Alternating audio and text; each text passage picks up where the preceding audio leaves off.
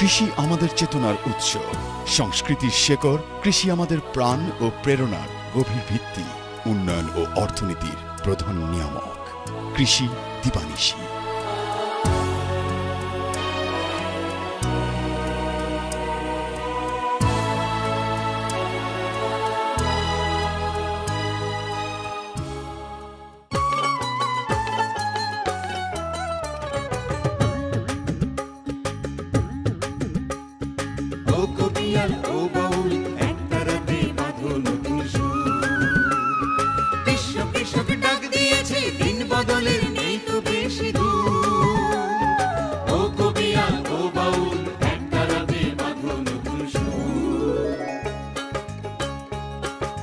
মাটিকে ফিরিয়ে দেব মাটির গুণাগুণ,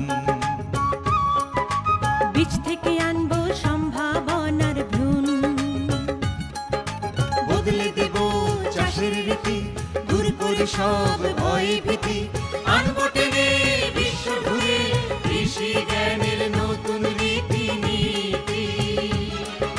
শয়নে স্বপনে ভাবনায় চিন্তায় হৃদয় জুড়ে বাংলাদেশ আর বাংলাদেশের কৃষি।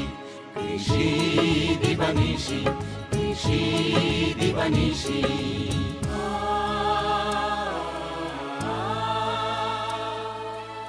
চিরসবুজ, শান্ত আর নিভৃত বাংলাদেশের গ্রাম গ্রামান্তরে নীরবে ঘটে চলেছে এক বিরাট বিপ্লব। এ বিপ্লব ফলনের, এ জাগরণ শস্য বৈচিত্র্যের। পল্লীর বিজনে আর সীমাবদ্ধ নেই কৃষি। কৃষি এখন গ্রাম, বন্দর, নগর, জাতিরাষ্ট্রের সীমানা ডিগিয়ে বিশ্বায়নের পথে। পৃথিবীর উষ্ণতায় বদলে যাচ্ছে কৃষির মৌসুম, কমছে জমির উর্বরতা, তাগিদ বাড়ছে বীজ বৈচিত্র্যের আর জৈব কৃষির মতো নতুন উদ্ভাবনের। কৃষিপণ্য বিপণন, সংরক্ষণ ও উৎপাদন এবং বাজার ব্যবস্থাপনার। তাই আধুনিক বিজ্ঞান ও প্রযুক্তির সর্বোচ্চ আগ্রহ নিয়ে এই নীরব বিপ্লবকে দিতে হবে নূতন গতিবেগ। দিন বদলের নূতন অভিযাত্রায় কৃষি ও কৃষককে করে নিতে হবে প্রেরণার উৎস। চেতনায়, মননে সারা দিবানিশি। আসসালামু আলাইকুম প্রিয় কৃষক ভাইরা, আপনাদের সবাইকে রমজানুল মোবারকের শুভেচ্ছা এবং মোবারকবাদ জানাচ্ছি। আমি শাইখ সিরাজ আপনাদের সাথে কথা বলছি আপনাদের এই প্রিয় অনুষ্ঠান কৃষি দিবানিশি থেকে। আপনারা জানেন এই অনুষ্ঠানে কৃষি সম্পর্কিত নানান বিষয় আমরা প্রতিবেদন প্রচার করে থাকি। চলছে রমজান মাস, আপনাদের সামনে আজকের প্রতিবেদন কৃষি দিবানিশি।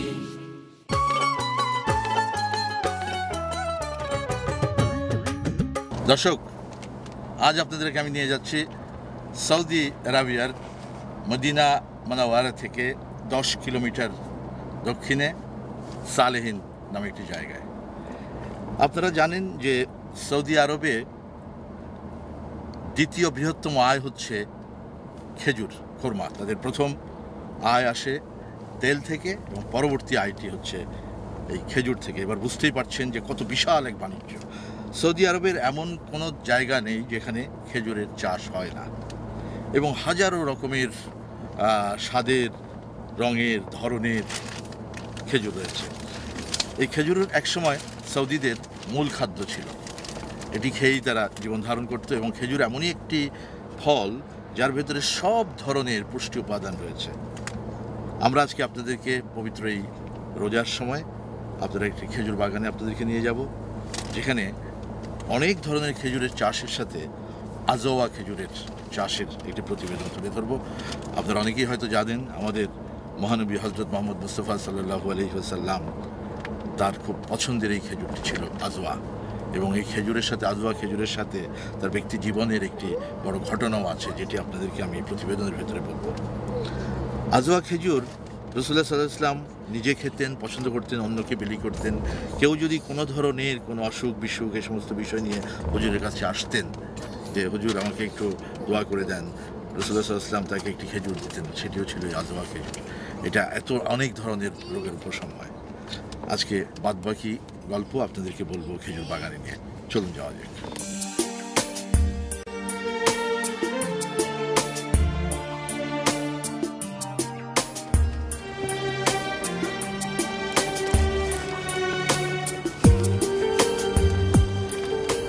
কৃষি দিবানিশি,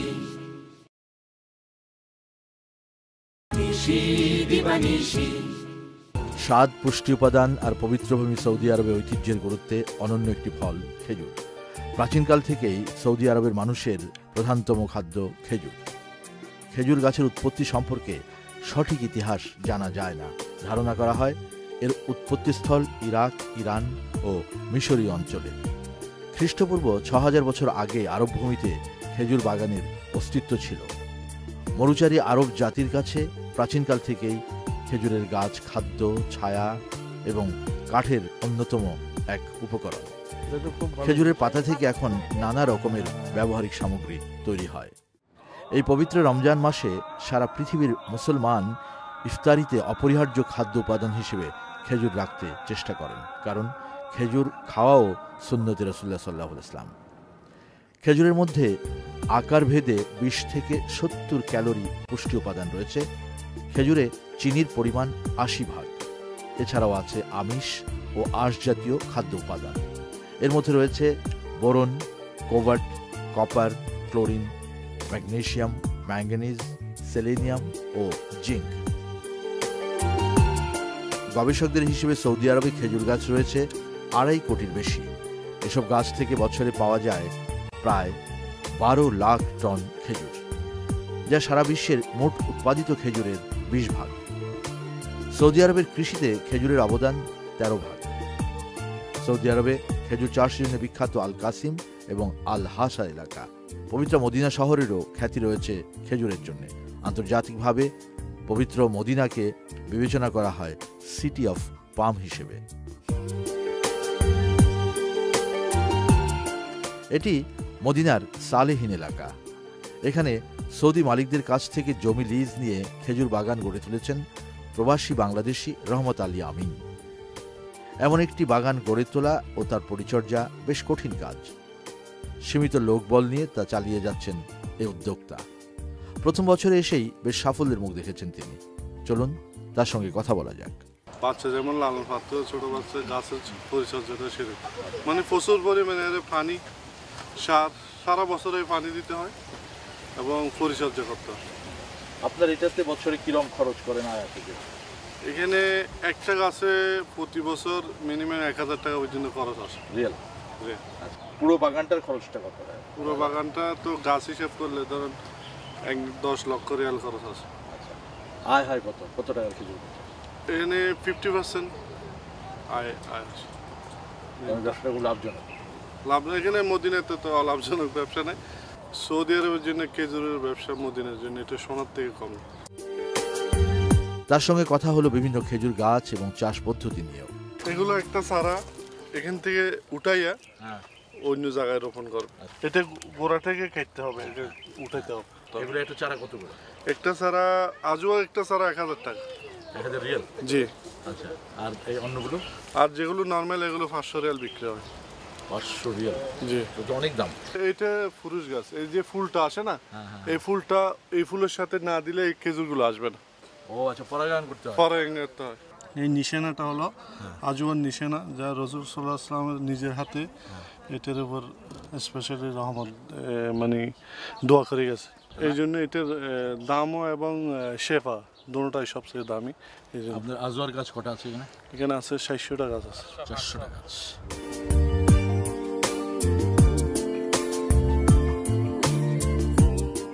সৌদি আরবে তেল উত্তোলন শুরু হওয়ার আগে খেজুরই ছিল অর্থনীতির একমাত্র ভরসা। সে কারণেই ১৯৫০ সালে নির্ধারিত সৌদি আরবের রাষ্ট্রীয় প্রতীক হিসেবে স্থান দেওয়া হয় খেজুরের গাছকে। কিন্তু গত শতকের ৭০ সালের শুরুতে এসে খেজুরের উৎপাদন অনেকটা ভাটা পড়ে, কারণ শ্রমিক স্বল্পতা, প্রযুক্তির অভাব এবং খেজুরের ফলন কমে আসা। ৮০ দশকের শুরু থেকেই সৌদি সরকারের বিশেষ মনোযোগে খেজুর উৎপাদন আবার নূতন গতি পায়। সৌদি আরবের কৃষি এবং পানি মন্ত্রণালয় ১৯৮২ সালে গঠন করে ডেট পাম রিসার্চ সেন্টার। পরে ওই গবেষণা কেন্দ্রের পক্ষ থেকে পরিকল্পিত খেজুর বাগান গড়া এবং খেজুর চাষিদেরকে নানা সুযোগ সুবিধা দেওয়া শুরু হয়।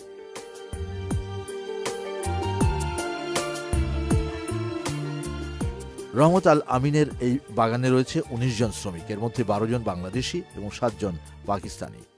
কি কি খেজুরের চাষ হয় এখানে?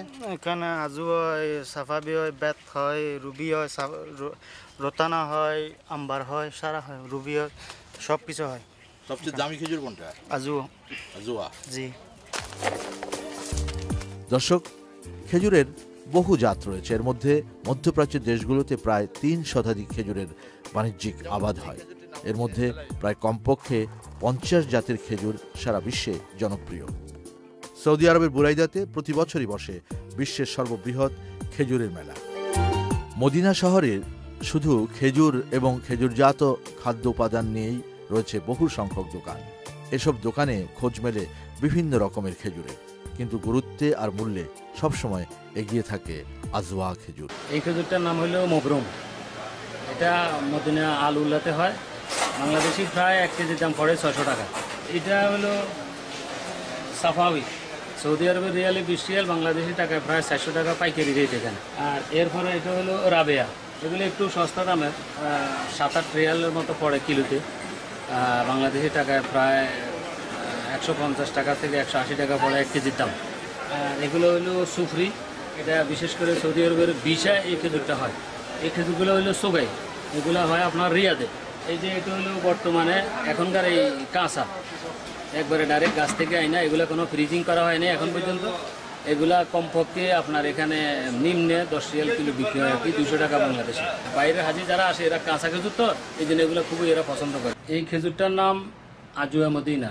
আমরা এগুলা এই মদিনার মিন্টু ভাইয়ের মাজরা আছে বাগান, খেজুরের বাগান থেকে এগুলা সংগ্রহ করা হয় আর কি। যে কজন বাঙালিরা ব্যবসা বাণিজ্য করে, আরও অনেক লোক এই ব্যবসার সাথে ইনভলভ হইতে পারবো যদি বাংলাদেশ সরকার এই দেশ সরকারের সাথে কোনো কম্প্রোমাইজ করে জায়গাগুলা লিজ নিয়ে কোনো ব্যবস্থা করে দিলে কিন্তু আরো অনেক দূরে এগিয়ে যেতে পারতো বাংলাদেশের ব্যবসায়ীরা। একটি খেজুর গাছের উচ্চতা 70 থেকে 75 ফুট পর্যন্ত হয়। এই দীর্ঘ গাছ থেকে খেজুর সংগ্রহের বিশেষ কৌশল রয়েছে। কোনো জাতের খেজুর গাছ থেকে নামানোর সময় লাল আর গোলাপি রঙের মিশ্রণে অপরূপ দেখায়। মিন্টু ভাইয়ের বাগান থেকে খেজুর বাজারে নিয়ে বিক্রি করছেন আরেক প্রবাসী বাংলাদেশি শাহনুর। তার সাথেও কথা হলো আমাদের। বছরে কত টাকার মাল কিনেন? বছরে এক বাগান 8,000, 9,000, 5 লাখ, 10 লাখ এভাবে পুরো বাগান। জি জি। আচ্ছা, তো আপনি এটা নিয়ে ধরুন 5 লাখে বাগান কিনলেন। জি। কিনে খেজুর যা আসে ওটা আপনারই? জি জি, আমাদের। এটা অনুমানের উপরে? জি জি জি। লাভ হয়? আলহামদুলিল্লাহ ঠিক আছে। খরচ বেরস বাইর করার পরে লাখ, 1.5 লাখ, 2 লাখ টাকা এই ধরনের। তবে এলাকার ভিন্নতায় এক এক জাতের খেজুরের এক এক নাম ধারণ করেছে। পবিত্র সৌদি আরব সহ মধ্যপ্রাচ্যের দেশে দেশে মুসলিম ধর্মীয় ইতিহাসের অনেক অধ্যায় খেজুর এসছে। অনেক ঘটনার সাক্ষী বহন করে চলেছে পবিত্র ভূমির এই খেজুর গাছ। সূরা মরিয়মে হযরত ঈসা আলাইহিস সালাম এর জন্মগ্রহণকালে পবিত্র ফল খেজুরের শক্তির কথা উল্লেখ রয়েছে। রাসূলুল্লাহ সাল্লাল্লাহু আলাইহি ওয়াসাল্লাম এক টানা দীর্ঘদিন খেজুর আর পানি খেয়ে জীবনযাপন করার ইতিহাসও যেমন রয়েছে, একইভাবে রয়েছে মহানবী সাল্লাল্লাহু আলাইহি ওয়াসাল্লামের জীবদ্দশায় তার 2 সাহাবীর আজওয়া খেজুর গাছ রোপণ নিয়ে মহান সৃষ্টিকর্তার অপার মহিমার এক দৃষ্টান্ত।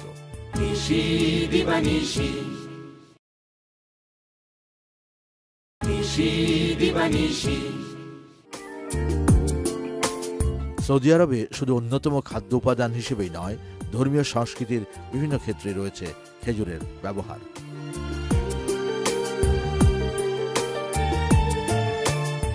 আজকের দিনে প্রবাসী বাংলাদেশি ভাইয়েরা খেজুরের বাগান গড়ে সাফল্যের নজির গড়েছেন। অনেকেই আগ্রহী হয়ে এগিয়ে আসছেন নতুন নতুন বাগান গড়তে। কথা হলো এমন কয়েকজনের সঙ্গে। অত্যন্ত লাভজনক এবং আমরা ওনার থেকে এই ব্যাপারে অনেক কিছু শিখেছি এবং 1000 রিয়াল করে আমরা প্রতিটা গাছ ওনার থেকে খরিদ করছি। ভবিষ্যতে ইনশাল্লাহ আমরা নতুন করে একটা মাজরা খেজুরের। আপনারা কটা গাছ কিনেছেন এ পর্যন্ত? প্রায় আমরা 100 গাছ ওনার থেকে নিয়েছি। কোন জায়গায় আপনারা করছেন বাগানটা? আমরা আল খলিলে একটা বাগান করতে চাইতেছি আর কি। আচ্ছা, তার মানে এই ওনার বাগান দেখে অনেকেই কি আগে আসতেছে এই ব্যবসায়? হ্যাঁ, এই ব্যবসায় আগে বাংলাদেশিরা এই ব্যবসায় আগে ইনভলভ ছিল না। এখন বাংলাদেশিরা এই ব্যবসার মধ্যে অনেকটা অনুপ্রাণিত হয়ে এই ব্যবসায় জড়িত হয়ে। বাঙালি কৃষক পরিবারের সন্তান যেই খেজুর বাগানের সান্নিধ্যে আসেন, তিনি জড়িয়ে যান এই পবিত্র ফলের স্বপ্নে।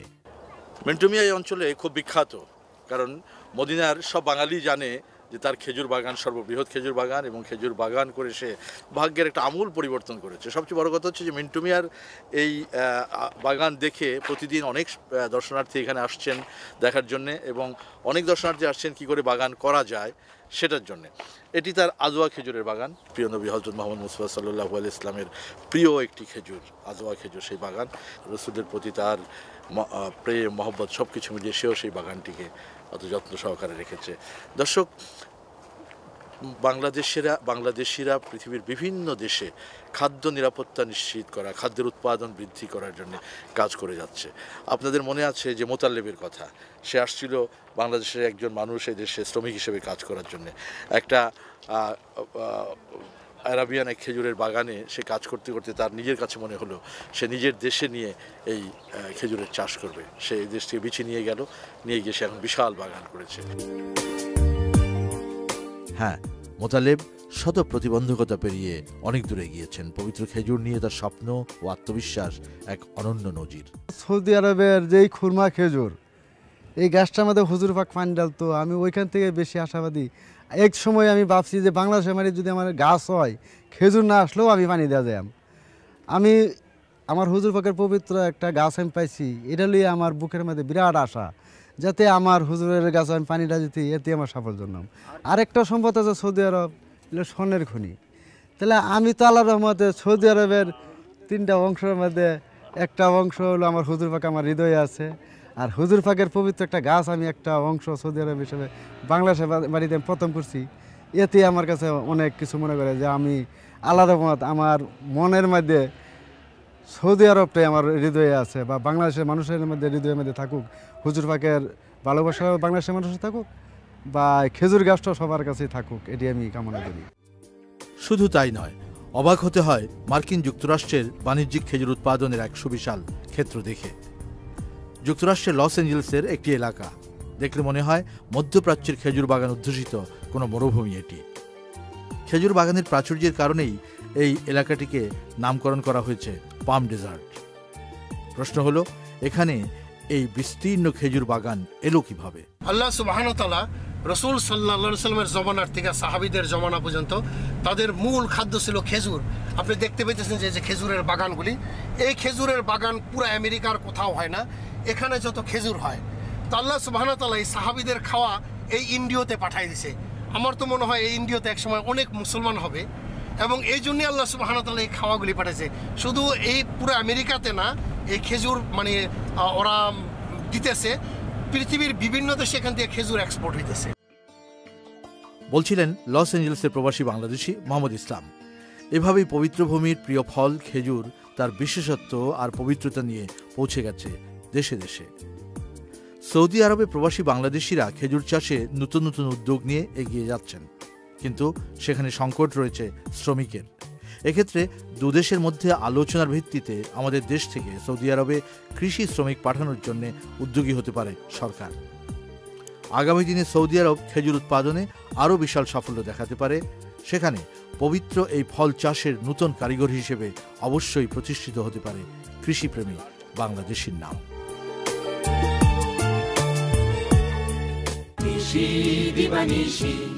কৃষি সমস্যা, তথ্য এবং উন্নয়ন সম্পর্কিত কোনো কিছু জানতে চাইলে আমাদেরকে লিখতে পারেন। পরিচালক, কৃষি দিবানিশি, GPO box number 2433, Dhaka 1000, Bangladesh. আগামী সপ্তাহে আবার আপনাদের সাথে কথা হবে এই সময় বাংলাদেশ টেলিভিশনে কৃষি দিবানিশি অনুষ্ঠানে। সে পর্যন্ত সবাই ভালো থাকবেন। খুদা হাফেজ, রমজানুল মুবারক।